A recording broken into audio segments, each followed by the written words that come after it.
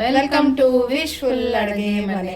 ಇವತ್ತು ಜೋಳದ ಹಿಟ್ಟಿನ ಸ್ಪೆಷಲ್ ಪ್ರತಿಭಾ. ಹೌದು ಆಶಾ, ಪ್ಯೂರ್ ಆರ್ಗ್ಯಾನಿಕ್ ಜೋಳದ ಹಿಟ್ಟಿದು. ಸೊ ನೋಡಿ, ಇಲ್ಲಿ 2 ಕಪ್ಪದಷ್ಟು ಜೋಳದ ಹಿಟ್ಟನ್ನು ತೊಗೊಂಡೋಣ.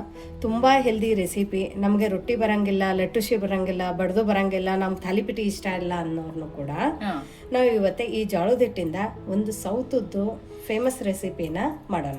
ಯೂಶುವಲಿ ಈ ಕಡೆ ಅಕ್ಕಿ ಹಿಟ್ಟು ಮತ್ತೆ ಇದರಿಂದ ರಾಗಿ ಹಿಟ್ಟಿಂದ ಮಾಡ್ತೀವಲ್ಲ, ಸೊ ಇವತ್ತೇ ನಾವಿಲ್ಲಿ ಜೋಳದ ಹಿಟ್ಟಿಂದ ಮಾಡೋಣ.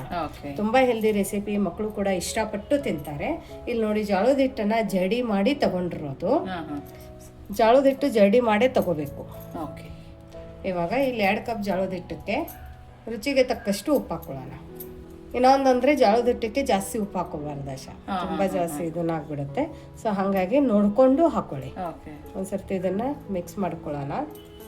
ಸ್ವಲ್ಪ ನೀರ್ ಹಾಕೊಂಡು ಇಲ್ಲಿ ನಾವು ಚಪಾತಿಗೆಲ್ಲ ಹೆಂಗ್ ಹಿಟ್ಟನ್ನ ಕಲಿಸ್ತೀವಿ ಆ ಹದಕ್ಕೆ ಇಲ್ಲಿ ಹಿಟ್ಟನ್ನ ಕಲಿಸ್ಕೋಬೇಕು. ತಣ್ಣೀರೇ ಆಶಾ, ಬಿಸಿ ನೀರಿನ ಅವಶ್ಯಕತೆ ಇಲ್ಲ. ತುಂಬಾ ದಿಢೀರಂತ ಆಗೋಂತ ಒಂದು ರೆಸಿಪಿ ಅಂತಾನು ಅನ್ಬೋದು. ಡಯಾಬಿಟಿಕ್ ಪೇಷಂಟ್ಗಂತೂ ತುಂಬಾನೇ ಒಳ್ಳೆ ರೆಸಿಪಿ ಅಂತ ಅನ್ಬೋದು. ವೇಟ್ ಲಾಸ್ ಮಾಡೋರಿಗಂತೂ ಹೇಳಿ ಮಾಡಿಸಿರುವಂತ ರೆಸಿಪಿ ಅಂತ ಅನ್ಬೋದು. ಜೋಳದಿಂದನೇ ಇದೆಯಲ್ಲ. ಹೌದು, ಯಾರಿಗಾದ್ರೆ ಕೊಲೆಸ್ಟ್ರಾಲ್ ಎಲ್ಲ ಜಾಸ್ತಿ ಇದೆ, ವೇಟ್ ಲಾಸ್ ಮಾಡೋಕೆ ಹೇಳಿದ್ದಾರೆ ಅಂದ್ರೆ ಅವರಿಗಂತೂ ಸೂಪರ್ ರೆಸಿಪಿ ಅಂತ ಅನ್ಬೋದು. ನೋಡಿ, ಈ ತರ ಸ್ವಲ್ಪ ನೀರ್ ಹಾಕೊಂಡು ಇಲ್ಲಿ ನಾವು ಈ ತರ ಹಿಟ್ಟನ್ನ ಕಲಿಸ್ಕೊಳ್ಳೋಣ. ಇವಾಗ ಜೋಳದ ಹಿಟ್ಟು ಆಶಾ, ನಾವು ಇದನ್ನ ಮಾಡಿರ್ತೀವಲ್ಲ, ತಣ್ಣೀರಲ್ಲಿ ಕಲಿಸಿರ್ತೀವಿ, ಹಾಗಾಗಿ ಜಿಗಿ ಜಾಸ್ತಿ ಇರಂಗಿಲ್ಲ. ಫ್ರೆಶ್ ಆಗಿದೆ, ಇನ್ನ ಬೀಸಿ 1 ವಾರನೇ ಆಗಿದೆ ಅಂದ್ರೆ ಡೈರೆಕ್ಟ್ ಆಗಿನೂ ಕೂಡ ಇದೇ ತರ ಯೂಸ್ ಮಾಡ್ಕೋಬಹುದು. ಬಟ್ ಇವತ್ತೇ ಬೀಸ್ಬಿಟ್ಟು 15 ದಿವಸ ಆಗಿತ್ತು ಹಿಟ್ಟು ಅಂದ್ರೆ, ಇದಕ್ಕೆ ಬೈಂಡಿಂಗ್ ಬರ್ಬೇಕು, ಜಿಗಿ ಬರ್ಬೇಕು ಅಂತ ಹೇಳ್ಬಿಟ್ಟು ಇದ್ರ ಒಳಗಡೆ 2 ಸ್ಪೂನ್ ಅಷ್ಟು ಗೋಧಿ ಹಿಟ್ಟನ್ನ ಹಾಕೊಳ್ಳೋಣ. ಗೋಧಿ ಹಿಟ್ಟೆ ಹಾಕೋಬೇಕಲ್ಲ? ಗೋಧಿ ಹಿಟ್ಟೆ ಹಾಕೊಳ್ಳಿ. ನೀವು ಗೋಧಿ ಹಿಟ್ಟ ಬೇಡ, ನಾವು ಪೂರ್ತಿ ಜೋಳದ ಹಿಟ್ಟಲ್ಲಿ ಏನ್ ಮಾಡ್ಕೋತೀವಿ ಅಂದ್ರೆ ಬಿಸಿ ನೀರಲ್ಲಿ ಕಲಿಸ್ಕೊಳ್ಳಿ. ಸೊ ಇದನ್ನ ನಾವು ನಾರ್ಮಲ್ ಚಪಾತಿ ಹದಕ್ಕೆ ಕಲಿಸ್ಕೋಬೇಕಾಗತ್ತೆ. ಹಿಟ್ಟು ಸ್ವಲ್ಪ ನೀರ್ ಹಾಕೊಂಡೆ ಕಲಿಸ್ಕೋಬೇಕು. ಒಂದೇ ಸರ್ತಿ ಜಾಸ್ತಿ ನೀರ್ ಹಾಕಿ ನಾವು ಕಲಿಸ್ತೀವಿ ಅಂದ್ರೆ ಜಿಗಿ ಬರಂಗಿಲ್ಲ, ರುಚಿ ಬರಂಗಿಲ್ಲ. ನಾವೆಷ್ಟು ಸ್ವಲ್ಪ ನೀರ್ ಹಾಕೊಂಡು ಇಲ್ಲಿ ಹಿಟ್ಟನ್ನ ಕಲಿಸ್ತೀವಿ ಅಷ್ಟು ನಮ್ಮ ಹಿಟ್ಟಿಗೆ ರುಚಿ ಬರುತ್ತೆ. ನಾವು ಮಾಡೋವಂಥ ರೆಸಿಪಿ ಬಾಯಲ್ಲಿ ಇಟ್ಟರೆ ಕರ್ಗೋಗುತ್ತೆ. ಬಾಯಲ್ಲಿ ಹಲ್ಲಿಲ್ಲ ಅಂದ್ರೂ ಮಾಡ್ಕೊಂಡು ತಿನ್ಕೋಬಹುದು. ಇನ್ನು ಯಾರು ನೀವು ನಮ್ಮದು ವಾಟ್ಸಪ್ ಗ್ರೂಪನ್ನು ಜಾಯಿನ್ ಆಗಿಲ್ಲ ಅಂದರೆ ವಿಶ್ಫುಲ್ ಅಡುಗೆ ಮನೆ ವಾಟ್ಸಪ್ ಗ್ರೂಪ್ ಲಿಂಕನ್ನು ಡಿಸ್ಕ್ರಿಪ್ಷನ್ ಬಾಕ್ಸಲ್ಲಿ ಕೊಟ್ಟಿದ್ದೀವಿ. ಆ ಲಿಂಕ್ ಮೇಲೆ ಕ್ಲಿಕ್ ಮಾಡಿದರೆ ಸಾಕು, ನೀವು ನಮ್ಮ ಜೊತೆ ಕನೆಕ್ಟ್ ಆಗ್ತೀರಾ. ನೋಡಿ, ಇನ್ನೊಂದು ಅಂದರೆ ಇಲ್ಲಿ ಹಿಟ್ಟನ್ನು ಕಲಿಸ್ಬೇಕಾದ್ರೆ ಸ್ವಲ್ಪ ನೀರು ಹಾಕ್ಕೊಂಡು ಈ ಹದಕ್ಕೆ ಕಲಿಸಿರ್ತೀವಿ ಆಶಾ, ಸಾಫ್ಟ್ ಆಗಿನೇ. ಇವಾಗ ಏನು ಮಾಡ್ಬೇಕಂದ್ರೆ ಇದಕ್ಕೆ ಜಿಗಿ ತುಂಬ ಕಡಿಮೆ ಇರುತ್ತೆ ಹಿಟ್ಟಕ್ಕೆ. ನೋಡಿ, ಈ ಥರ ಇರುತ್ತೆ. ಹಾಗಾಗಿ ಇದನ್ನ ಜಿಗಿ ಬರಬೇಕು ಅಂದರೆ ಮತ್ತೆ ಸ್ವಲ್ಪ ನೀರು, ಹಿಟ್ಟೆಲ್ಲ ಕಲಿಸಾದ ನಂತರ 1-2 ಸ್ಪೂನ್ ಅಷ್ಟು ನೀರನ್ನು ಹಾಕೊಂಡು ಈ ಹದಡಿಯಿಂದ ಇಲ್ಲಿ ಹಿಟ್ಟನ್ನು ಈ ಥರ ಕಲಿಸ್ಕೋಬೇಕು. ಆವಾಗ ರುಚಿನೂ ಬರುತ್ತೆ, ಜಿಗಿನೂ ಬರುತ್ತೆ. ನೋಡಿ, ಇದೇ ಥರ 1 ನಿಮಿಷ ಈ ಥರ ನಾವು ಹಿಟ್ಟನ್ನು ಮಿತ್ಕೊಂಡು ಬರ್ಬೇಕಷ್ಟೆ. ನೋಡಿ, 1 ನಿಮಿಷ ಇಲ್ಲಿ ಹಿಟ್ಟನ್ನು ಮಿದುಕೊಂಡು ನಾದ್ಕೊಂಡು ಬಂದಿರೋದು. ಇವಾಗ ಕೆಲವೊಂದೊಂದು ಜೋಳದ ಹಿಟ್ಟು ನೀರು ತುಂಬಾ ಜಾಸ್ತಿ ತಗೊಳುತ್ತೆ, ಒಂದೊಂದು ಕಡಿಮೆ ತಗೊಳುತ್ತೆ. ಸೊ ಹಂಗಾಗಿ ನೀರನ್ನ ಸ್ವಲ್ಪ ಹಾಕೊಂಡು ನೋಡ್ಕೊಂಡು ನಾದ್ಕೊಳ್ಳಿ.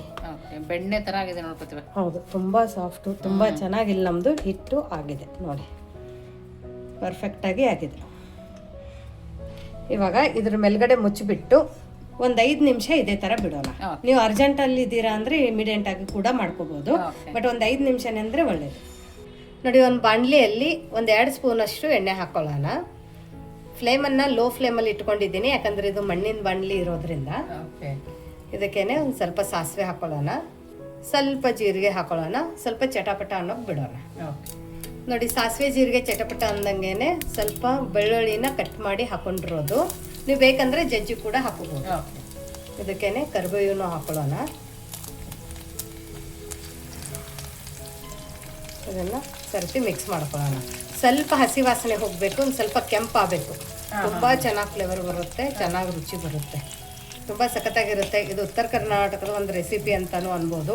ಇವತ್ತಿನ ಡಿಫ್ರೆಂಟ್ ರೆಸಿಪಿ ಅಂತ ಅನ್ಬೋದು. Breakfast, lunch, dinner, snacks any time ಮಾಡ್ಕೊಂಡು ತಿನ್ನುವಂಥ ಒಂದು ರೆಸಿಪಿ. ಯಾರು ಬೇಡ. ಹೌದು ಆಶಾ. ನೋಡಿ, ಬೆಳ್ಳುಳ್ಳಿ ಕೂಡ ಒಂದು ಸ್ವಲ್ಪ ಕೆಂಪಾಗಿದೆ, ಹಸಿ ವಾಸನೆ ಹೋಗಿದೆ. ಇವಾಗ ಇದ್ರ ಒಳಗಡೆ ಸಣ್ಣದಾಗಿ ಕಟ್ ಮಾಡ್ಕೊಂಡಿರುವಂಥದ್ದು 2 ಟೊಮೆಟೊನ ಹಾಕೋಣ. ಇದರಿಂದ ಸ್ವಲ್ಪ ಕೊತ್ತಂಬರಿ ಸೊಪ್ಪು ಹಾಕೋಣ. ಇದನ್ನ ಇವಾಗ ಸಾಫ್ಟ್ ಆಗೋ ತನಕ ಮೀಡಿಯಮ್ ಫ್ಲೇಮಲ್ಲಿ ಟೊಮ್ಯಾಟೊನ ಆಶಾ ಹುರ್ಕೊಂಡು ಬರಬೇಕು. ಓಕೆ, ಟೊಮೊಟೊ ಸಾಫ್ಟ್ ಆಗಬೇಕಲ್ಲ? ಫುಲ್ ಸಾಫ್ಟ್ ಆಗುತ್ತೆ. ಓಕೆ. ನೀವು ಬೇಕಂದ್ರೆ ಬೇಳೆ ಜೊತೆ ಕುಕ್ಕರಲ್ಲಿನೂ ಹಾಕ್ಬೋದು, ಬಟ್ ಅದ್ರ ರುಚಿ ಈ ಥರ ಮಾಡಿರೋಂಥ ರುಚಿ ಟೋಟಲಿ ಡಿಫ್ರೆಂಟ್ ಆಗಿ ಬರುತ್ತೆ. ಒಂದ್ಸರ್ತಿ ಈ ಮೆಥಡಲ್ಲಿ ಮಾಡಿ ನೋಡಿ, ತುಂಬ ಇಷ್ಟಪಡ್ತಾರೆ. ನಿಮಗೆ ಇದು ಹೊಸ ರುಚಿ, ಹೊಸ ಅಡುಗೆ, ನಮ್ಮ ವಿಶ್ಫುಲ್ ಅಡುಗೆ ಮನೆಯಲ್ಲಿ ಯಾವ ಥರ ಅನಿಸುತ್ತೆ, ನಿಮಗೆ ಯೂಸ್ ಆಗ್ತಾ ಇದೆಯಾ ಅಥವಾ ನೀವು ಎಷ್ಟು ರೆಸಿಪಿನ ಟ್ರೈ ಮಾಡಿದ್ದೀರಾ ಅಂತಲೂ ಕೂಡ ಕಮೆಂಟ್ ಮೂಲಕ ತಿಳಿಸೋದನ್ನು ಮರಿಬೇಡಿ. ಇನ್ನು ಇದೇ ಥರ ಹೊಸ ಹೊಸ ರುಚಿ, ಸಿಂಪಲ್ ಅಡುಗೆ, ಸಿಂಪಲ್ ಇಂಗ್ರೀಡಿಯೆಂಟ್ ಜೊತೆ ನಿಮಗೆ ಬೇಕಂದ್ರೂ ಕೂಡ ಕಮೆಂಟ್ ಮೂಲಕ ತಿಳಿಸೋದನ್ನು ಮರಿಬೇಡಿ. ನಿಮಗೆ ಯಾವ ರೆಸಿಪಿ ಬೇಕೋ ಅದನ್ನು ನೀವು ಇವನ್ ನಮ್ಮ ವಾಟ್ಸಪ್ ಗ್ರೂಪ್ಗೂ ಕೂಡ ಮೆಸೇಜ್ ಮೂಲಕ ತಿಳಿಸ್ಬೋದು. ಆ ರೆಸಿಪಿ ಕೂಡ ನಿಮಗೋಸ್ಕರ ತೊಗೊಂಡು ಬರ್ತೀವಿ. ನೋಡಿ, ಟೊಮ್ಯಾಟೊ ಚೆನ್ನಾಗಿ ಸಾಫ್ಟ್ ಆಗಿದೆ, ಚೆನ್ನಾಗಿ ಕರಗಿದ್ದೆ ಎಣ್ಣೆಯಲ್ಲಿ. ಇವಾಗ ಸ್ವಲ್ಪ ಅರಿಶಿಣದ ಪುಡಿ ಹಾಕ್ಕೊಳ್ಳೋಣ, ಆಮೇಲೆ ಮಿಕ್ಸ್ ಮಾಡ್ಕೊಳ್ಳೋಣ. ಇವಾಗ ಉರಿನ ಲೋ ಫ್ಲೇಮಲ್ಲಿ ಇಟ್ಕೊಳ್ಳೋಣ. ನೆಕ್ಸ್ಟ್ ಇದ್ರ ಒಳಗಡೆ ಪ್ಲೇನ್ ಬೇಳೆ ಕಟ್ಟನ್ನು ಹಾಕ್ಕೊಳ್ಳೋಣ. ಚೆನ್ನಾಗಿ ಸ್ಮ್ಯಾಶ್ ಆಗೋ ಥರ ಬೆಂದಿರಬೇಕಲ್ವ ಪ್ರತಿಭಾ? ಹೌದು ಆಶಾ. ಓಕೆ. ಇದಕ್ಕೇನೆ ಒಂದು ಸ್ವಲ್ಪ ನೀರು ಕೂಡ ಹಾಕ್ಕೊಳ್ಳೋಣ. ನೀವಿಲ್ಲಿ ನಿಮಗೆ ಸಾಂಬಾರು ಥಿಕ್ನೆಸ್ಸನ್ನು ನೋಡ್ಕೊಂಡ್ಬಿಟ್ಟು ನೀರನ್ನು ಹಾಕೋಬೇಕು. ನಾನು ಸ್ವಲ್ಪ ಮೀಡಿಯಮಾಗಿ ಮಾಡ್ಕೋತಾ ಇದ್ದೀನಿ, ತುಂಬ ಗಟ್ಟಿ ಮಾಡ್ಕೋತಾ ಇಲ್ಲ. ಓಕೆ, ತೆಳುವಾಗೆ ಮಾಡ್ತಿದ್ದಲ್ಲ? ಹೌದು ಆಶಾ, ಚೆನ್ನಾಗಿರುತ್ತೆ. ಆಮೇಲೆ ಇಲ್ಲಿ ನಾನು ಪ್ಲೇನ್ ಬೇಳೆ ಕಟ್ಟನ್ನು ಕುದಿಸ್ಕೊಂಡಿರೋದು, ಬರೀ ಬೇಳೆ ಮತ್ತು ನೀರು ಅಷ್ಟೇ ಹಾಕಿ ಬೇಯಿಸ್ಕೊಂಡಿರೋದು. ಒಂದು 4 ವಿಸಲ್ ತಗೊಂಡಿದ್ದೆ. ಆಮೇಲೆ ಚೆನ್ನಾಗಿ ನುಣ್ಣಗಾಗಿ ಬೇಳೆ ಬೇಯ್ದಿತ್ತು. ಸೊ ಅದನ್ನು ಒಂದ್ಸರ್ತಿ ಕಡ್ದು ಬಿಟ್ಟು ಇದ್ರ ಒಳಗಡೆ ಹಾಕೊಂಡಿರೋದು. ಇಲ್ಲ ಬೇಳೆ ಜೊತೆನೇ ನೀವು ಟೊಮ್ಯಾಟೊ ಹಾಕಿ ಕುದಿಸ್ತೀನಿ ಅಂದ್ರೂ ನಡೆಯುತ್ತೆ. ಬೇಳೆ ಜೊತೆಗೂ ಸಾಫ್ಟ್ ಆಗುತ್ತಲ್ಲ? ಹೌದು. ಓಕೆ. ಇವಾಗ ರುಚಿಗೆ ತಕ್ಕಷ್ಟು ಉಪ್ಪು ಹಾಕೊಳ್ಳೋಣ. ಉಪ್ಪನ್ನು ನೋಡ್ಬಿಟ್ಟು ಹಾಕೊಳ್ಳಿ, ಯಾಕಂದರೆ ಜೋಳದ ಹಿಟ್ಟಿನ ಒಳಗಡೆ ಸ್ವಲ್ಪ ಉಪ್ಪನ್ನು ಹಾಕೊಂಡಿದ್ವಿ. ಓಕೆ. ಇವಾಗ ಇದ್ರ ಒಳಗಡೆ 100% ಪ್ಯೂರು ಹೋಮ್ ಮೇಡು ಅರ್ಧ ಸ್ಪೂನಷ್ಟು ಧನಿಯಾ ಪೌಡ್ರನ್ನು ಹಾಕೊಳ್ಳೋಣ. ಅರ್ಧ ಸ್ಪೂನಷ್ಟು ನಮ್ಮ ಸ್ಪೆಷಲ್ ಉತ್ತರ ಕರ್ನಾಟಕದ ಮಸಾಲೆ ಖಾರನ ಹಾಕೊಳ್ಳೋಣ. ಅರ್ಧ ಸ್ಪೂನಷ್ಟು Guntur Byadgi mix red chilli powder ಹಾಕೊಳ್ಳೋಣ. ಇದೆಲ್ಲ ಪ್ಯೂರ್ ಆರ್ಗ್ಯಾನಿಕ್ ಇದೆ, ಮನೆಯಲ್ಲಿ ಮಾಡಿರೋವಂಥದ್ದೇ ಮಸಾಲೆ ಖಾರಗಳು. ಇದನ್ನು ಬೇಕಂದರೆ ವಾಟ್ಸಪ್ ನಂಬರ್ ಡಿಸ್ಕ್ರಿಪ್ಷನ್ ಬಾಕ್ಸಲ್ಲಿದೆ, ಅಲ್ಲಿ ಮೆಸೇಜ್ ಮಾಡಿ. ಓಕೆ. ಇದನ್ನು ನೀಟಾಗಿ ಒಂದ್ಸರ್ತಿ ಮಿಕ್ಸ್ ಮಾಡ್ಕೊಳ್ಳೋಣ. ಇದನ್ನು ಒಂದು ಕುದಿ ಬರೋಕ್ಕೆ ಬಿಡೋಣ ಆಶಾ. ಸೊ ಇದು ಸಣ್ಣದಾಗಿ ಒಂದು ಕುದಿ ಬರೋ ತನಕ ಜೋಳದ ಹಿಟ್ಟು ಏನಾಗಿದೆ ನೋಡೋಣ. ಓಕೆ. ನೋಡಿ, ಬೇಳೆ ಒಗ್ಗರಣೆ ಹಾಕೋ ತನಕ ಇಲ್ಲಿ ನಮ್ಮದು ಹಿಟ್ಟು ನೆಂದಿದೆ. ಹಾರ್ಡ್ಲಿ ಒಂದು 5 ನಿಮಿಷ ಅನ್ಬೋದು. ಇದನ್ನು ಒಂದ್ಸರ್ತಿ ಈ ಥರ ಮಿತ್ಕೊಳ್ಳೋಣ. ಎರಡೂ ಕೆಲಸ ಒಟ್ಟಿಗೆ ಆಗುತ್ತೆ ಪ್ರತಿಭಾ? ಹೌದು. ಇವಾಗ ನಾವು ಆಗಳ ಒಂದು ಸ್ವಲ್ಪ ಗಟ್ಟಿಯಾಗಿ ಕಲಿಸ್ಕೊಂಡು ಇಟ್ಕೊಂಡಿದ್ವಿ ಆಶಾ. ಇವಾಗ ಒಂದು ಸ್ವಲ್ಪ ಲೂಸ್ ಆಗಿದೆ ನೋಡಿ ಹಿಟ್ಟು. ಹೌದು. ಸೊ ಕರೆಕ್ಟಾಗಿ ಆಗಿದೆ. ನೀವು ಒಂದೇ ಸರ್ತಿಗೆ ಲೂಸನ್ನು ಕಲಿಸ್ಕೊಂಡು ಇಟ್ಕೋಬೇಡಿ, ಇಲ್ಲಾಂದ್ರೆ ಇನ್ನೂ ಲೂಸ್ ಆಗುತ್ತೆ. ಅವಾಗ ಮತ್ತೆ ಹಿಟ್ಟು ಹಾಕೋಬಹುದು, ಬಟ್ ನಿಮಗೆ ಆ ಕನ್ಸಿಸ್ಟೆನ್ಸಿ, ಆ ಟೆಕ್ಸ್ಚರ್ ಬರಂಗಿಲ್ಲ, ಹಿಟ್ಟಾಗುತ್ತೆ. ಹೌದು. ಇವಾಗ ಇದು ಕಲಿಸ್ಕೊಂಡಾದ ನಂತರ ಇವಾಗ ಇದ್ರದ್ದು ಚಿಕ್ಕ ಚಿಕ್ಕದಾಗಿ ಈ ಥರ ಉಳ್ಳೆಗಳನ್ನು ಮಾಡ್ಕೊಳ್ಳೋಣ. ಸಿಲಿಂಡ್ರಿಕಲ್ ಶೇಪಲ್ಲಿ ಮಾಡ್ಕೊಳ್ಳೋಣ. ಓಕೆ. ಏನು ಪ್ರಾಪರ್ ಶೇಪ್ ಬರಬೇಕಂತೇನಿಲ್ಲ, ಈ ಥರ ಕೂಡ ಮಾಡ್ಕೊಬೋದು. ನೋಡಿ, ನಾನು 3 ಉಳ್ಳೆ ಮಾಡ್ಕೊಂಡಿದ್ದೀನಿ. ಇವಾಗ ನೆಕ್ಸ್ಟ್ ಇಲ್ಲಿ ನೋಡಿ, ಚಕ್ಲಿ ಶೇವ್ ಮಾಡೋ ಮಣೆ ಇರುತ್ತಲ್ಲ ಆಶಾ, ಅದನ್ನು ತಗೊಂಡಿರೋದು. ಚಕ್ಲಿ ಹೋಳು. ಬಟ್ ಇದ್ರ ಒಳಗಡೆ ಚಕ್ಲಿ ತಗೋಬಾರ್ದು, ನಾವು ಶೇವ್ ಮಾಡ್ತೀವಲ್ಲ, ಮಿಕ್ಸರ್ ಮಾಡ್ತೀವಲ್ಲ, ಅದನ್ನ ತಗೋಬಹುದು. ಚಿಕ್ಕದಿದೆ ನೋಡಿ, ಚಿಕ್ಕ ಸೈಜ್ ಇದೆ. ನೀವು ಬೇಕಂದ್ರೆ ಇನ್ನೊಂದು ಸ್ವಲ್ಪ ದೊಡ್ಡ ಸೈಜು ಕೂಡ ತಗೋಬಹುದು. ಸೊ ಇದನ್ನ ಹಾಕೊಂಡು ಇದನ್ನ ಲಾಕ್ ಮಾಡ್ಕೊಳ್ಳೋಣ. ಇವಾಗ ಇದ್ರ ಒಳಗಡೆ ಎಣ್ಣೆ ಹಚ್ಚೋದೇನು ಬೇಕಾಗಿಲ್ಲ, ಯಾಕಂದ್ರೆ ಜೋಳದ ಹಿಟ್ಟು ಸ್ಟಿಕ್ಕಿ ಇರಂಗಿಲ್ಲಲ್ಲ, ಅಂಟಂಗಿಲ್ಲ. ಇವಾಗ ಇದನ್ನು ಈ ಥರ ಹಾಕೊಂಡು ಲಾಕ್ ಮಾಡ್ಕೊಳ್ಳೋಣ.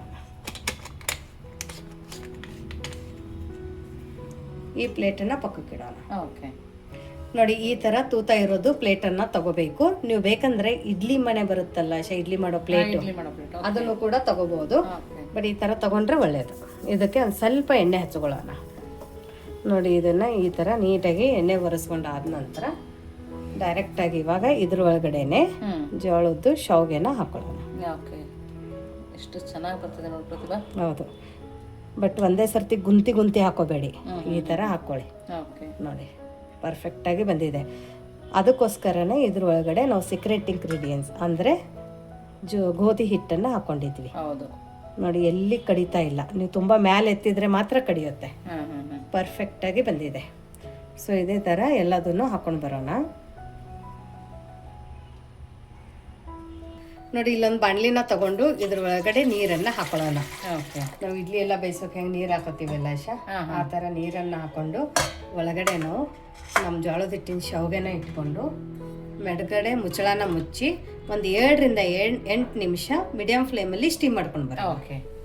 ನೋಡಿ ಇಲ್ಲಿ ಸಾಂಬಾರು ತುಂಬ ಚೆನ್ನಾಗಿ ಕುದ್ದಿದೆ.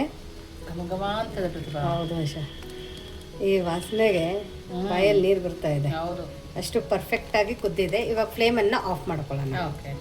ನೀವು ಮಿನಿಮಮ್ ಇಲ್ಲಿ ಸಾಂಬಾರನ್ನು ಒಂದು 2ರಿಂದ 3 ನಿಮಿಷ ಕುದಿಸ್ಕೊಳ್ಳಿ, ಆವಾಗ ರುಚಿ ಬಿಡುತ್ತೆ. ಹೌದು. ಇವಾಗ ಒಂದು ಸ್ವಲ್ಪ ಕೊತ್ತಂಬರಿ ಹಾಕ್ಕೊಳ್ಳೋಣ, ಸಣ್ಣದಾಗಿ ಕಟ್ ಮಾಡ್ಕೊಂಡು ಹಾಕ್ಕೊಳ್ಳಿ.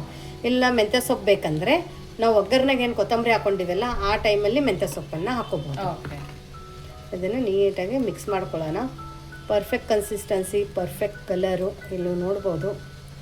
ಸೂಪರ್ ಆಗಿದೆ. ಉತ್ತರ ಕರ್ನಾಟಕದ ಇದಕ್ಕೆ ನಾವು ಖಾರಬೇಳಿ ಅಂತಲೂ ಕರಿತೀವಿ. ಖಾರಬೇಳಿ ಅಂತನಾ? ಖಾರಬೇಳಿ ಪರ್ಫೆಕ್ಟಾಗಿರುತ್ತೆ. ಸಜ್ಜಿ ರೊಟ್ಟಿ, ಜೋಳದ ರೊಟ್ಟಿ, ಕಡಕ್ ರೊಟ್ಟಿ ಜೊತೆ ಮುರ್ಕೊಂಡು ತಿಂದರೆ ಆಶಾ ಸ್ವರ್ಗ, ತುಂಬ ಸಖತ್ತಾಗಿರುತ್ತೆ. ಸೊ ಇವಾಗ ಇಲ್ಲಿ ನಮ್ಮದು ಇದು ಖಾರಬೇಳಿ ರೆಡಿಯಾಗಿದೆ, ಸಾಂಬಾರು ರೆಡಿಯಾಗಿದೆ. ಇದನ್ನು ಪಕ್ಕಕ್ಕೆ ಇಡೋಣ. ಪಕ್ಕಕ್ಕೆ ಇಟ್ಬಿಟ್ಟು ಶಾವಿಗೆ ಏನಾಗಿದೆ ಅಂತ ನೋಡ್ಕೊಳ್ಳೋಣ. ನೋಡೋಣ, ಇಲ್ಲಿ ನಮ್ಮದು ಬಿಸಿ ಬಿಸಿ ಜೋಳದ ಶಾವಿಗೆ ರೆಡಿಯಾಗಿದೆ. ವಾವ್, ಕಲರು ಕೂಡ ಚೇಂಜ್ ಆಗಿದೆ. ಕಲರ್ ಮೇಲೂ ಗೊತ್ತ ಹಿಡ್ಕೋಬೋದು. ಆಮೇಲೆ ಒಂದು 7 ನಿಮಿಷ ಚೆನ್ನಾಗಿ ಸ್ಟೀಮ್ ಮಾಡಿದರೆ ಸಾಕು, 100% ರೆಡಿಯಾಗಿರುತ್ತೆ. ಇವಾಗ ಈ ಶಾವಿಗೆನ ನಿಧಾನಕ್ಕೆ ತಗೊಳ್ಳೋಣ. ನೋಡಿ ಬಂತೆಲ್ಲ ಪರ್ಫೆಕ್ಟಾಗಿ ನೋಡಿ, ತುಂಬ ಚೆನ್ನಾಗಿ ಬಂದಿದೆ. ಎಲ್ಲಿ ಅಂಟ್ಕೊಂಡಿಲ್ಲ, ತೆಳಗಡೆ ಕೂಡ ಅಂಟ್ಕೊಂಡಿಲ್ಲ. ಇದನ್ನು ಒಂದು ಪ್ಲೇಟಕ್ಕೆ ಈ ಥರ ತಗೊಳ್ಳೋಣ. ನೋಡಿ ಇನ್ನೂ ಒಂದು ಕೂಡ ತಗೊಳ್ಳೋಣ. ಶಾವಿಗೆ ಕಟ್ಟಾಗಿದೆ ಅಂತ ಇಲ್ಲ, ಏನೇನಿಲ್ಲ, ಆರಾಮಾಗಿ ಉದ್ರುದ್ರಾಗ ಅನ್ನಿಸ್ತಾ ತಕ್ಕೋಬೋದು. ನೋಡಿ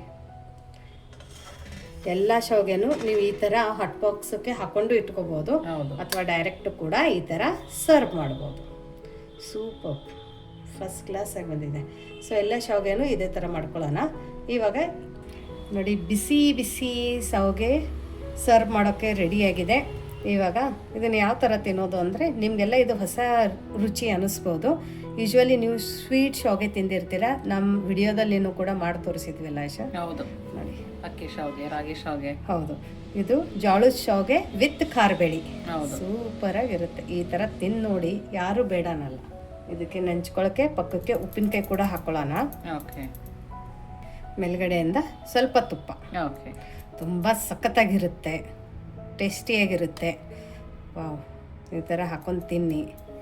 ಇದನ್ನು ತಿನ್ನೋದು ಯಾವ ಥರ ಅಂದರೆ, ನೀವು ಬೇಕಂದರೆ ಕೈಯಿಂದ ತಿನ್ನಿ, ಅಥವಾ ಫೋರ್ಕಿಂದನೂ ಮಕ್ಕಳಿಗೆ ಬೇಕಂದರೆ ಈ ಥರ ಸೆಪ್ರೇಟ್ ಮಾಡಿಸಿ ನೂಡಲ್ಸ್ ಅಂತ ತಿಂತಾರೆ. Wow, super. ನೋಡಿ ಎಳೆ ಎಳೆ ಎಳೆ ಚೆನ್ನಾಗಿ ಬಿಟ್ಕೊಂಡಿದೆ. ಸೂಪರಾಗಿ ಬರ್ತಾ ಇದೆ ಪ್ರತಿಭಾ. ಹೌದು ನೋಡಿ, ಎಳೆಗಳು ಫಸ್ಟ್ ಕ್ಲಾಸಾಗಿ ಎಳೆಗಳು ಬಿಟ್ಟಿದ್ದಾವೆ, ಎಲ್ಲಿ ಅಂಟಿಲ್ಲ. ಕಣ್ಣು ಮುಚ್ಚಿ ಮಾಡ್ಕೊಳ್ಳೋಂಥ ರೆಸಿಪಿ ನೋಡಿ ಆಶಾ. ಟೇಸ್ಟ್ ಚೆನ್ನಾಗಾಗುತ್ತೆ ಆಶಾ, ತುಂಬ ಚೆನ್ನಾಗಿದೆ ಪ್ರತಿಭಾ. ಹಲ್ಲಿಗೆ ಅಂಟೋದು ಪರ್ಫೆಕ್ಟ್ ಆಗಿದೆ.